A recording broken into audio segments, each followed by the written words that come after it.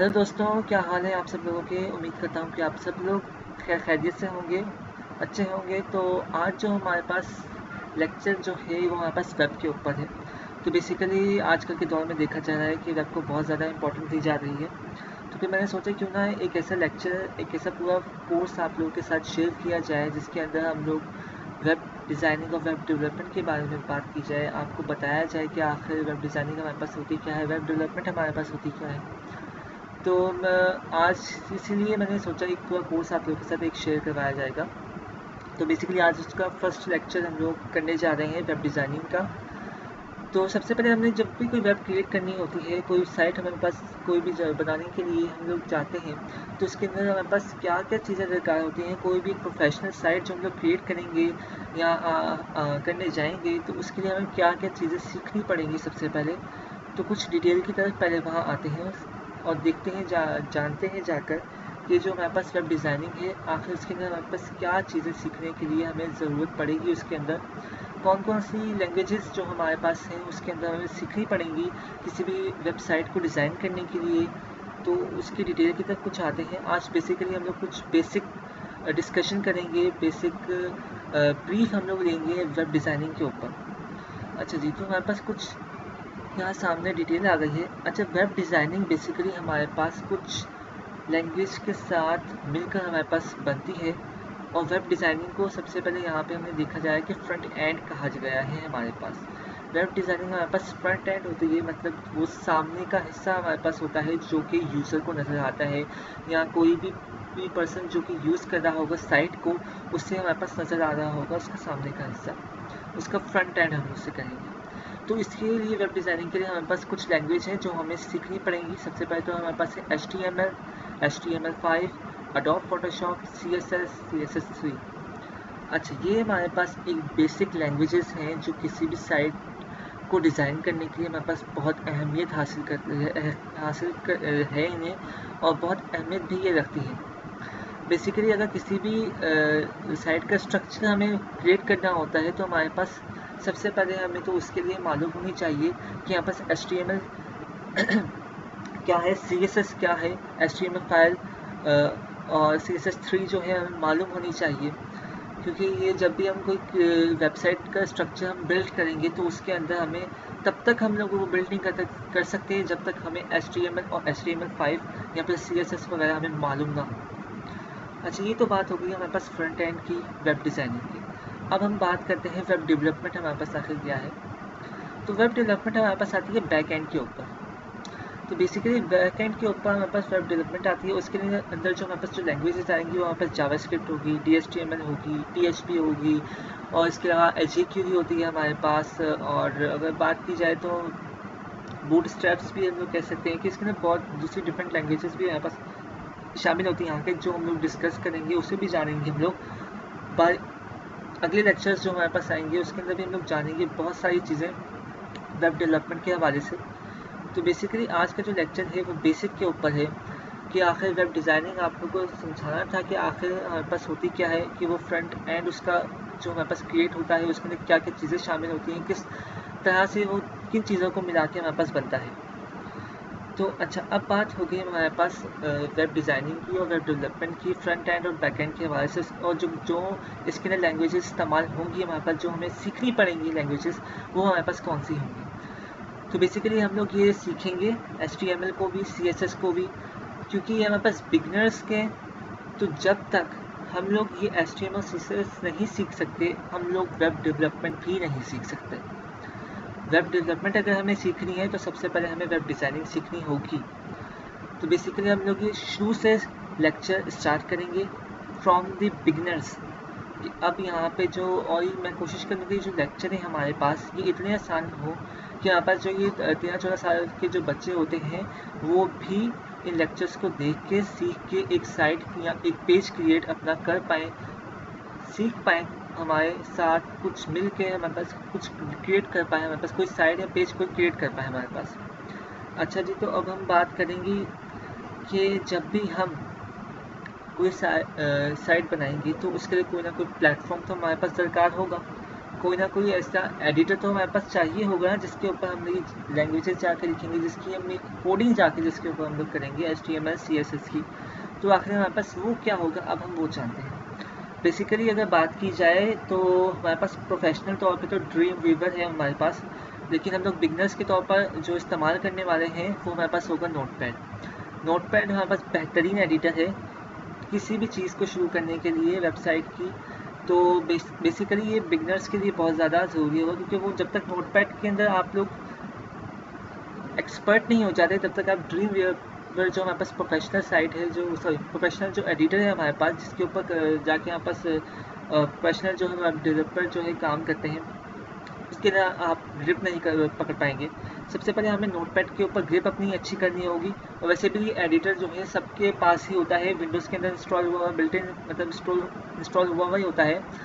तो जो हमारे पास एडिटर जो हमें चाहिए होगा वेब डिज़ाइनिंग के लिए, वो हमारे पास होगा नोटपैड।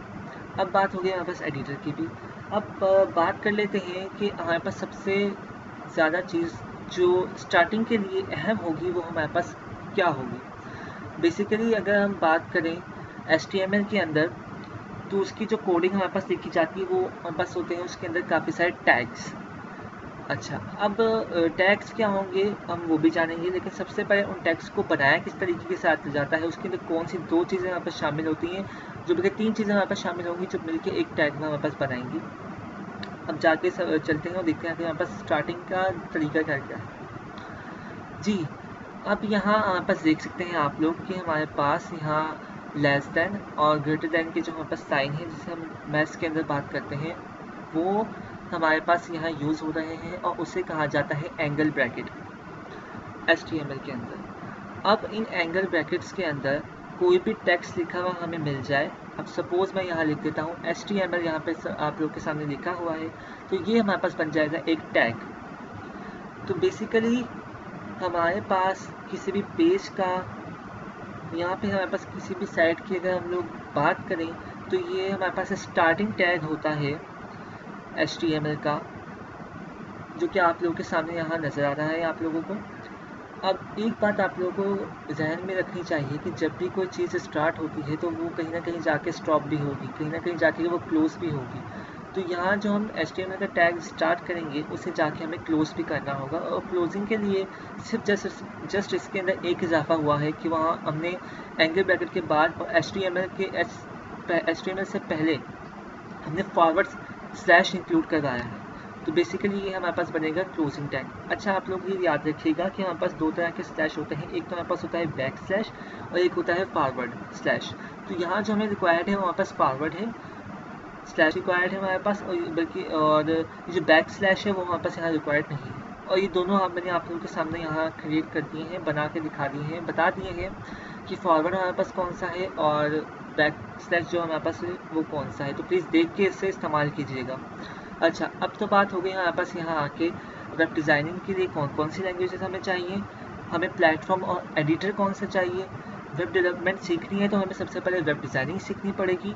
और बात हो गई कि जब भी हम वेब डिज़ाइनिंग स्टार्ट करेंगे तो उसके सबसे पहले हमें HTML मालूम होनी चाहिए और CSS मालूम होनी चाहिए। और HTML जब स्टार्ट करेंगे तो उसके लिए हमारे पास HTML का स्टार्टिंग टैग है हमारे पास, और टैग क्रिएट होता है हमारे पास एंगल और एंगल ब्रैकेट को मिला के,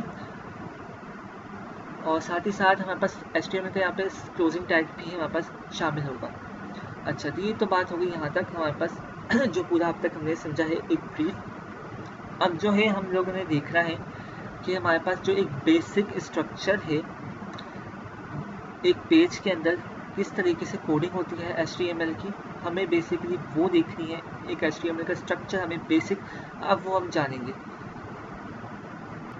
तो फिर चलिए चलते हैं और अपने एडिटर जो हमारे पास नोटपैड है उसके ऊपर जाकर एक बेसिक स्ट्रक्चर आज क्रिएट करेंगे कि जो हमारे पास कोई भी साइट जो कि क्रिएट होती है उसका बेसिक स्ट्रक्चर हमारे पास क्या होता है। तो आते हैं अपने यहाँ नोटपैड की एडिटर की तरफ। अच्छा, यहाँ से मैं आज जो है बेसिक स्ट्रक्चर आपको बताने वाला हूँ। इससे जो है स्टार्ट किस तरीके से होगा, सबसे पहले तो हम लोग यहाँ पे HTML का टैग स्टार्ट करवाएंगे और साथ ही HTML का जो टैग है हमने वो करवाया क्लोज। अब इसके अंदर एक और टैग आता है इसके स्ट्रक्चर के अंदर, जो कि होता है यहाँ पास हेड का टैग स्टार्ट। हेड टैग हम लोग करवाएंगे साथ ही यहाँ क्लोज, साथ ही हम लोग यहाँ इसके अंदर हेड टैग के अंदर एक टैग और स्टार्ट करवाएंगे, जो कि होता है टाइटल टैग स्टार्ट, और साथ ही हम करवा देंगे यहाँ टाइटल टैग क्लोज। अच्छा जी, अब ये हो गया आपका title tag start, title tag close. और अब हम यहाँ बॉडी टैग स्टार्ट करवा रहे हैं और यहाँ करवा रहे हैं बॉडी टैग क्लोज।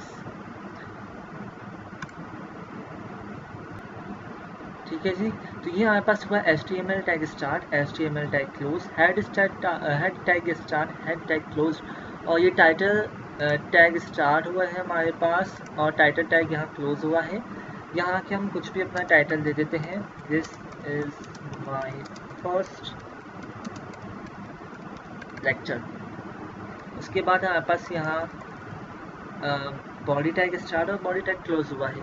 तो बेसिकली ये हमारे पास जो है HTML का एक बेसिक स्ट्रक्चर है हमारे पास, जो किसी भी साइट को क्रिएट करने के लिए हमारे पास इस्तेमाल में आता है। अब इसकी अगर मैं बात करूं तो ये हमारे पास हो जाता है किसी भी, अगर मैं पर्सन की बात करूं तो ये हमारे पास हो जाता है उसका हेड सेक्शन, और ये हमारे पास हो जाएगा उसका बॉडी सेक्शन। तो यहाँ से हम लोग अपना हेड के ऊपर जो सिस्टम पूरा जो होता है किसी भी पर्सन का, जो भी हम लोग हेड में रखेंगे यहाँ पे हमारे पास आके, जैसे कि मैंने यहाँ लिखा this is my first lecture. और उसके बाद हमारे पास बॉडी आ जाती है, किसी पर्सन की बॉडी, जो भी आप मतलब बॉडी का तो आप लोगों को मालूम ही होगा कि आखिर बॉडी क्या होती है हमारे पास। तो बॉडी के अंदर क्या क्या चीज़ें दरकार होंगी कि आखिर जो हमारे पास जो साइट हमें बिल्ड करनी जाएगी, वो बॉडी के अंदर हमारे पास उसके अंदर हमें क्या क्या चीज़ें जो क्रिएट करवानी है हमें अपने पेज के ऊपर, वो सारी की सारी चीज़ें आएंगी हमारे पास हमारी बॉडी के अंदर। और जो इसका हेड सेक्शन होता है किसी भी पेज का, कि हमें हेड सेक्शन के अंदर हमारे पास उस पेज के अंदर क्या आना चाहिए, यानी कि उसका ऊपरी हिस्से के अंदर हमारे पास क्या चीज़ें आनी चाहिए, तो वो हम लोग अपनी ऐड करवाएंगे इस हेड सेक्शन के अंदर। तो बेसिकली ये हो गया हमारे पास एक साइट का, किसी भी मतलब एक साइट नहीं, कोई भी अगर एक पेज हम लोग क्रिएट करने जाते हैं, कोई भी साइट क्रिएट करने जाते हैं, उसका बेसिक स्ट्रक्चर क्या हो कौन सा होगा हमारे पास, वो हमारे पास होगा ये। इसके अंदर हमारे पास सरकार होगा हमारे पास HTML हेड सेक्शन और बॉडी सेक्शन। अच्छा, HTML की अगर मैं बात करूँ यहाँ पे, तो HTML की हमारे पास फुल फॉर्म होती है hyper text markup language. Hyper text markup language, यहाँ मैं लिख देता हूँ हाइपर टेक्स्ट मार्कअप लैंग्वेज। अच्छा, ये तो हो गया यहाँ पास हाइपर टेक्स्ट मार्कअप लैंग्वेज। तो अब बात हो गई हमारे पास हाइपर टेक्स्ट मार्कअप लैंग्वेज। ठीक है, तो ये बात हो गई हमारे पास HTML के बेसिक स्ट्रक्चर जो हमारे पास होगा वो क्या होगा, वेब डिज़ाइनिंग के बारे में, वेब डेवलपमेंट के बारे में। अब जो अगला लेक्चर हम लोग आएंगे उसके अंदर हम मज़ीद जानेंगे कि हमारे पास HTML कौन कौन से टैग हमारे पास यूज होते हैं और कौन कौन से टैग का क्या इस्तेमाल होता है हमारे पास। तो बेसिकली आज के लिए हम लोग यहीं तक रखते हैं, अगले लेक्चर में मुलाकात होगी आपसे। तो तब तक के लिए अल्लाह हाफिज़, अपना ख्याल रखिएगा। और प्लीज़ आपको वीडियो अच्छी लगी हो तो लाइक कीजिए, क्योंकि मैं आगे और लेक्चर लेके आने वाला हूँ वेब के ऊपर, जो बेस्ड होंगे बेसिकली उर्दू में होंगे। कोशिश करूँगा कि वो आसानी हो। तो प्लीज़ लाइक कीजिए, वीडियो को शेयर कीजिए और कमेंट में मुझे बताइए कि आप लोगों को कैसे लग रहे हैं लेक्चर। और प्लीज़ मेरे चैनल को सब्सक्राइब भी कीजिए और साथ ही साथ बेल आइकन को भी प्रेस कीजिए। तो तब तक के लिए मिलेंगे अब अगली वीडियो में। तो अल्लाह हाफिज़।